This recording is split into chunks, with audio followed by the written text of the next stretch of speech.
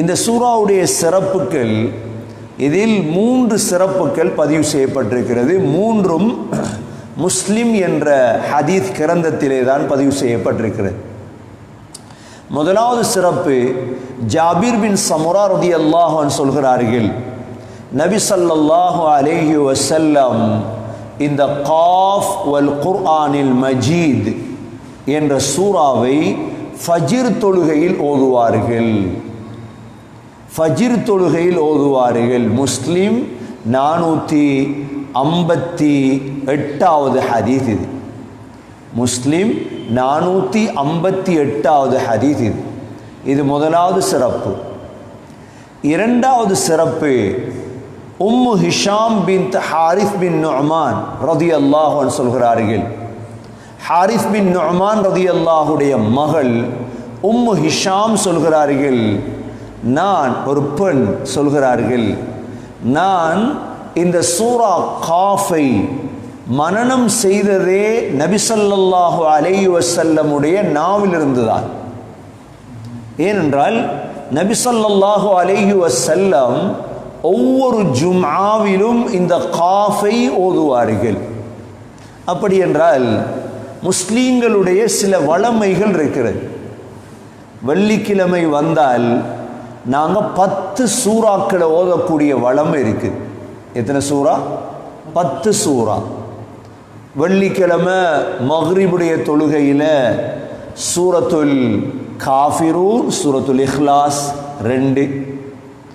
வெள்ளிக்கிழமை இஷாவுடைய தொழுகையில் சூரத்துல் ஜும்ஆ, சூரத்துல் முனாஃபிகூன் 4. வெள்ளிக்கிழமை சுபஹுடைய தொழுகையில் சூரத்து சஜிதா, சூரத்து தஹர் 6. வெள்ளிக்கிழமை ஜும்ஆவுடைய தொழுகையில் சூரத்துல் அலா, சூரத்துல் காஷியா. அப்போ மொத்தம் 8. அப்போ மேல் மிச்சமான 2 சூறாக்கள் என்ன? சூரா கஹஃப், வெள்ளிக்கிழமை ஓத வேண்டிய சூறா 9. 10வது ஜும்ஆவில் கட்டாயம் காஃப் ஓதும். அதாவது கட்டாயம் என்று சொல்லும் பொழுது ஏனென்றா, இந்த உம்மு ஹிஷாம் என்ற பெண் நபி ஸல்லல்லாஹு அலைஹி வஸல்லமுடைய வாயிலிருந்து படித்த சூறா தான் இந்த காஃப். நபி அவர்கள் இந்த காஃப் என்ற சூறாவை ஓதி காட்டுவார் மிம்பர்ல. அப்ப இன்று ஜும்ஆக்களுக்கு தலைப்பு எழுதுறாங்க. அந்த தலைப்பை பார்த்தா காலத்துக்கும் சமூகத்துக்கும் ஊருக்கும் சம்பந்தமே இல்லை தலைப்புகள். ஏனென்றா தலைப்பு எழுதுறவங்களுக்கு குர்ஆன் தெரியாது, ஸல்லல்லாஹு அலைஹி வஸல்லம் என்ன குத்துபா ஓதினாங்க, எதை ஓதினாங்கன்னு தெரியாது.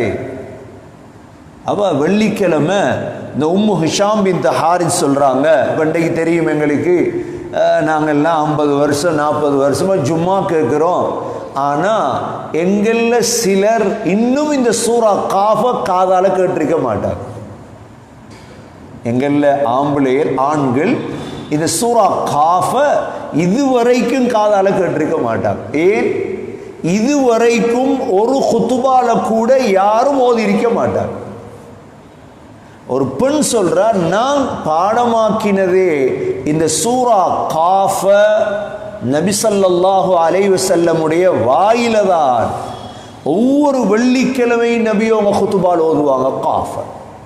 அவ தலைவர்கள் என்ன செய்யணும்? அவங்களோட ஊரை ஜும்மாவை கொடுக்கும் பொழுது, தலைப்பு எழுதும் பொழுது சொல்லணும், என்ன தலைப்பில் ஜும்மா ஓதினாலும் கடைசியா சூரா காஃப பேசும். இது 2வது சிறப்பு. இந்த ஹதீஸ் முஸ்லிம் 873வது ஹதீஸாக பதிவு செய்யப்படுது. 3வது சிறப்பு, அப்துல்லா பின் அப்துல்லா சொல்றாங்க, உமர் ரலியல்லாஹு அன்ஹு அபு வாக்கித் அல்-லைசி ரலியல்லாஹு அன்ஹு அவர்களிடத்தில் கேட்குறாங்க, நபி ஸல்லல்லாஹு அலைஹி வஸல்லம் நோன்பு பெருநாளுடைய தொழுகை, ஹஜ்ஜு பெருநாளுடைய தொழுகையில் என்ன ஓதுவார்கள்? சொன்னாங்க, காஃப் வல் குர்ஆனில் மஜீத் முதலாவது ரக்காத்திலும், 2வது ரக்காத்தில் இக்தரபத்திஸ் ஸாஅத்து வன்ஷக்கல் கமர். நாங்கள் தஃப்சீரை படிச்சிட்டோம். இந்த 2 சூறாவையும் தான் நபியும் ஓதுவாங்க. அப்ப இந்த சுன்னத்துகள் ஹயாத்தாக்கப்படும். இமாம்களை கொண்டு வந்து நீங்கள் பெருநாள் தொழுகையில் முதல் ரக்காத்தில் காஃப் ஓதுங்க, ரெண்டாவது ரக்காத்தில் இக்தரபே ஓதுங்க. சின்ன சின்ன குழுவல்லாஹு அதில் எந்த நாளும் ஓதாதி. இந்த ஹதீஸும் எங்கே வருது? முஸ்லீமில் தான் வருது. முஸ்லீமில் இந்த ஹதீஸ் 891வது ஹதீஸாக பதிவு செய்யப்படுது. அப்போ இந்த சூரா காஃபுடைய முக்கியத்துவம் உங்களுக்கு விளங்கிருக்கு. 3 சிறப்புகள் வருது. நபி அவங்க ஃபஜ்ரில் ஓதுவாங்க காஃப். அப்போ ஃபஜ்ர் தொழுகையில் காஃப் ஓத வைக்கணும் இமாம்களை. ரெண்டாவது வெள்ளிக்கிழமை ஜும்ஆல ஓதுவாங்க காஃப். மூன்றாவது நோன்பு பெருநாள் ஈதுல் அல்ஹா ஈதுல் ஃபித்ரில் ஓதுவாங்க காஃப். இந்த 3 சிறப்புகளும் இந்த சூரா காஃபுக்கு. இவைகள் சஹீஹான ஹதீதுகள், லைஃபான ஹதீதுகளும் அல்ல.